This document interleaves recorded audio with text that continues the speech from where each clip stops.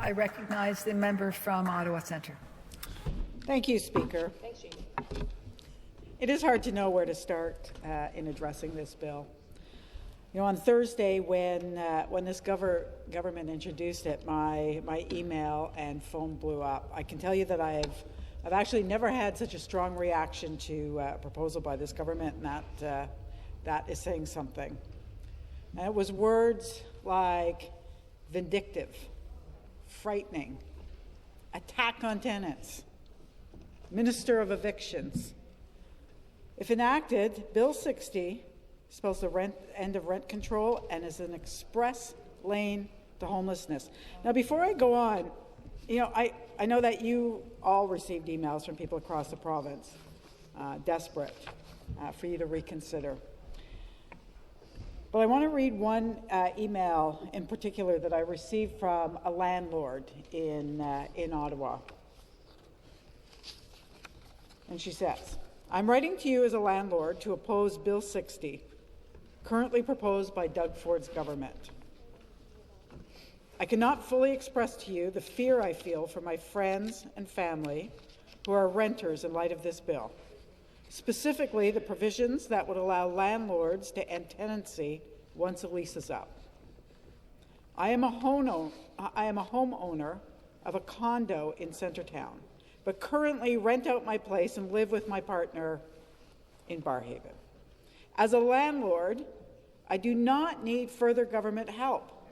The tax code already favors landlords like myself, allowing them to deduct mortgage interest, condo fees, and all kinds of other expenses from their taxes. The people who need help are people like my friends and family who rent." I didn't write this. This was somebody else who wrote this. She felt, I quote, "a wave of fear radiate through their body at the thought of this bill. This bill will make people homeless. I was a renter for 10 plus years, and the main reason I was able to save for my own place was because I lived in a month-to-month rental at a stable price for years. Landlords like myself do not need a further break. Housing is a right. Being a landlord is not. It is a business decision. And I find Doug Ford's government continual desire to put the wants of business over the needs of working people disgusting. I truly hope that you and your office will oppose this bill and work to convince the Conservative Party colleagues to do the same. Thank you." And the reason I read that out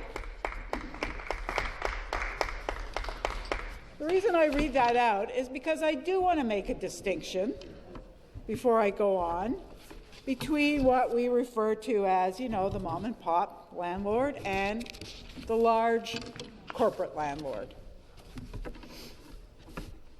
And we all know that well over 80,000 people are homeless in Ontario today. And according to the Association of Municipalities of Ontario, that this 80,000 is the population of Peterborough. The population of Peterborough in this province is without housing. They're living in shelters. They have no place to go tonight.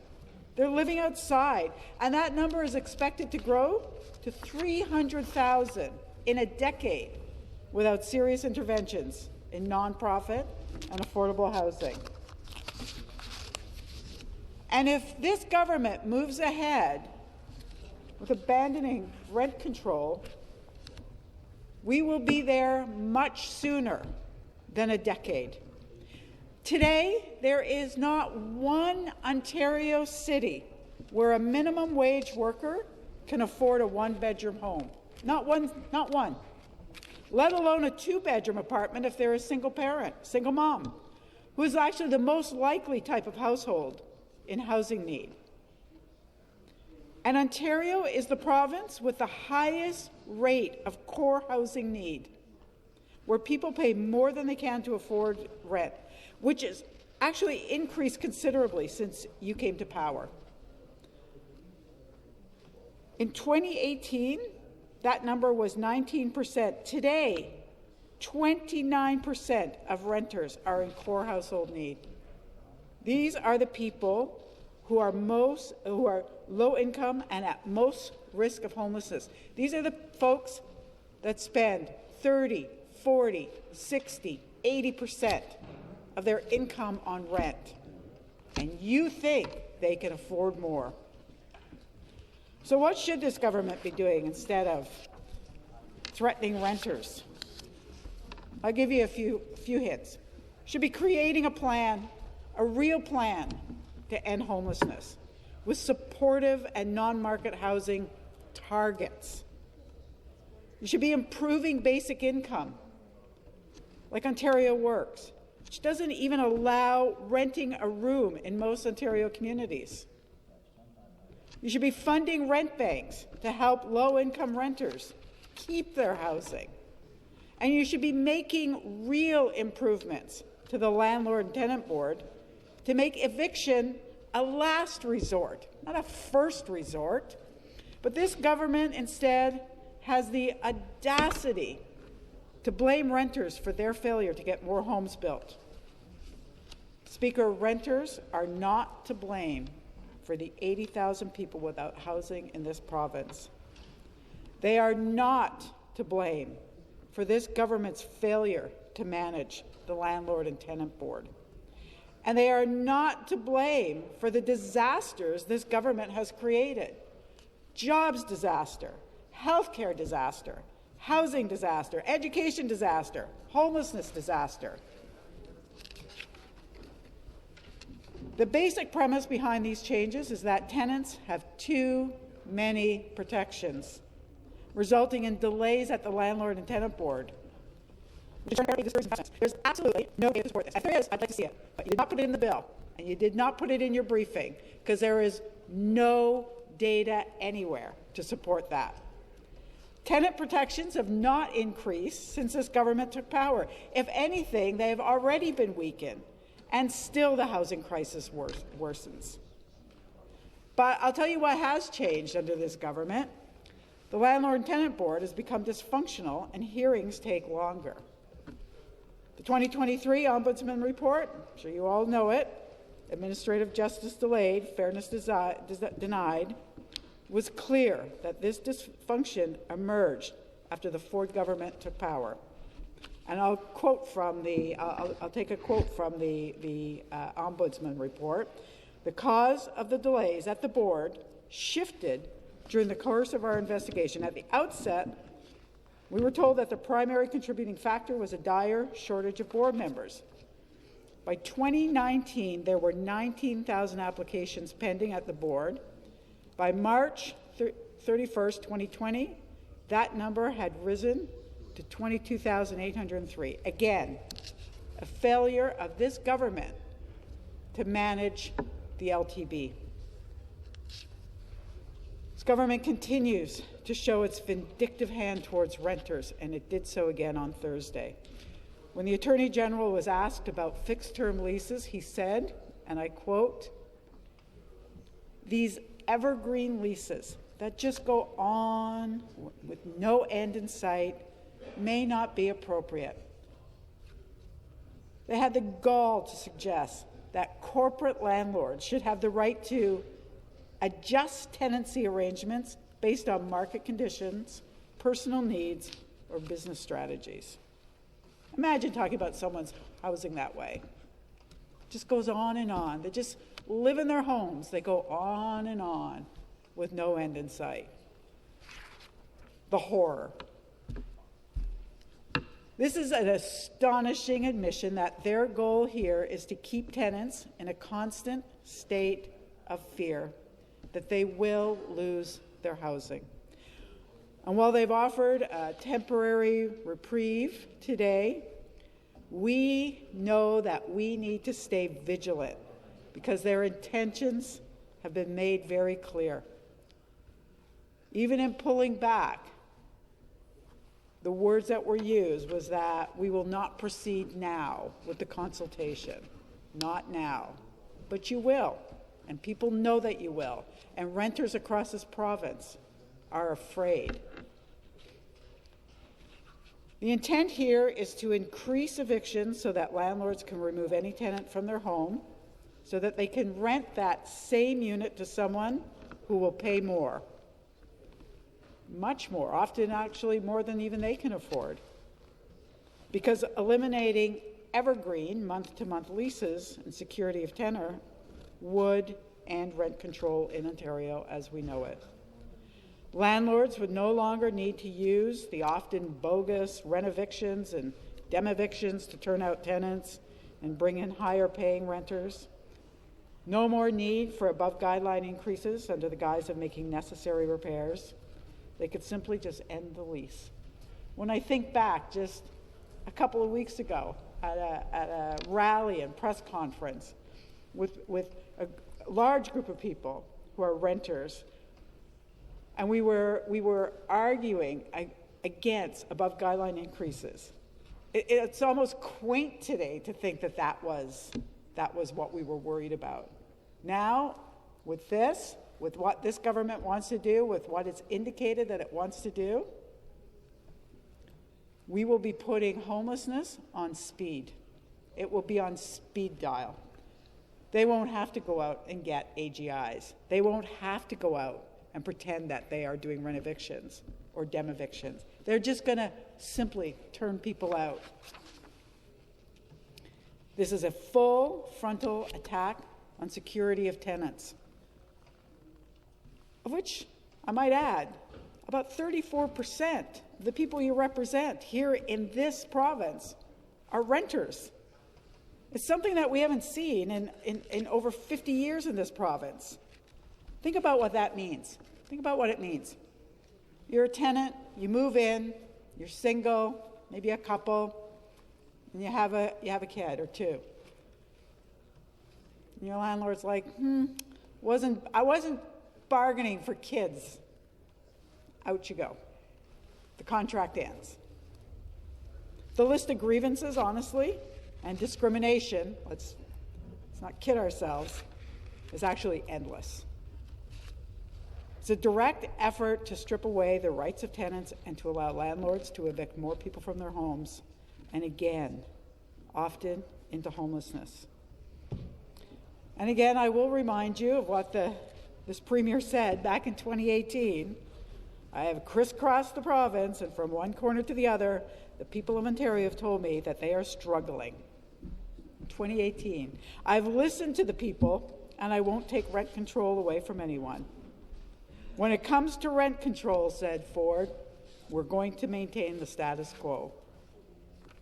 Once again, and unsurprisingly, this Premier did not intend to keep his word.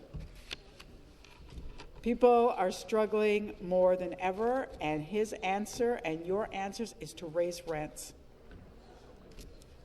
Today, if you are a renter in this province, if you are a worker in this province, this government is making your life unaffordable. Unaffordable for you, unaffordable for your kids, unaffordable for your parents, for your friends. Let me be clear. If you take away rental protection, it will lead to an explosion of people without housing and shelter. If you're concerned today, which many people are, about the growing number of encampments in their neighborhoods, you can be certain, you can be absolutely certain that the number of visible, unsheltered population will grow. And you will have this government to blame.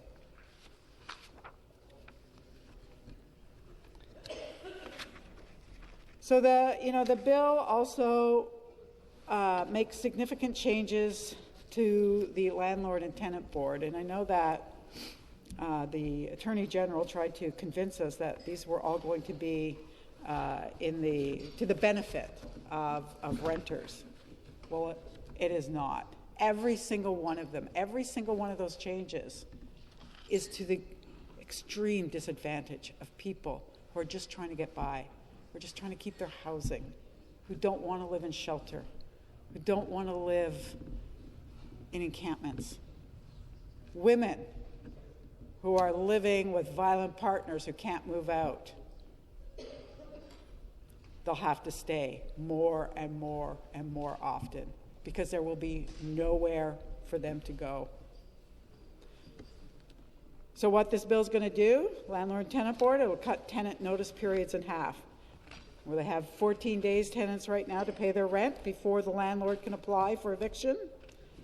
This bill will cut that to 7. So tenants are evicted faster into homelessness. Tenants will have less time to appeal unfair decisions. Today, they have 30 days to request a review of an LTB order that they believe to be unfair. This bill will cut that to 15 days. That's 15 days for someone who is struggling to find legal help, file paperwork, prepare a defense before you're locked out of your house. This, again, will increase the amount of people losing their housing, and it is stacks the deck in favor of landlords. And it goes further, because it would silence tenants for non-payment of rent cases. It would remove a tenant's ability to raise new issues at a rent arrears hearing. That means if the landlord is not complying with the rules, this bill makes it harder for tenants to raise a particular issue at the LTB. Serious issues like disrepair that impact tenants' health and safety, landlord harassment, or any repeated above guideline increases could just be ignored. This bill will end the requirement for landlords to compensate tenants if they want to move into their units, again, making it even easier and faster for bad faith evictions.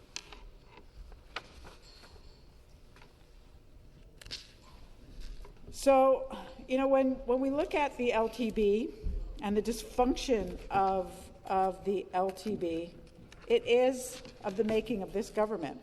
You created it. The notion that the delays here is because tenants have too many rights is actually laughable at best. Actually, it makes you want to cry. First, tenants gained absolutely no new rights with this government, none. Quite the opposite. They lost rights with the 2018 loophole. And yet the average time to get a hearing for tenants and landlords in 2020 was 8 to 9 weeks. And that increased by 2023 to 7 to 9 months for landlords and 3 years and 7 months for tenants. So your argument just doesn't hold. And are you proposing to bring back in-person services at the LTB? Nope. This same premier who claims that workers need to be near their phones, landlines in the office, hanging out around water coolers so that they're productive, obviously never had a real job, refuses here to acknowledge that having in-person services for the LTB is reasonable. Everybody else can go back to work, but if it advantages a renter, nope. Every week, we see the risk of more layoffs. Unemployment is the highest it's been since this government took office. And with all that happening, the government thinks that now is a time to gut tenant rights in Ontario. You could not accelerate a housing crisis faster if you tried harder. And just last week, I'll remind you that this government voted against a private member's bill to end homelessness. It was such a simple bill. End homelessness in 10 years. Just set some targets and end. And you argued instead that such an ambitious target would lead to a failing grade. Well, guess what? You, provincial government, you actually mandate municipalities across this province. You actually mandate them to set 10-year housing targets. Every 10 years, municipalities have got to bring you their 10-year housing homelessness plan. And yet, you can't do it. And although this shouldn't surprise anyone, there were answers to building more housing in this province. It was your own advisors, your own friends told you, you've got to start allowing like that gentle density in neighborhoods across this province. You've got to start allowing for that missing middle so that we can get housing built. That again, you want to talk about development charges, you want to talk about making things affordable for municipalities, for people who want to purchase homes.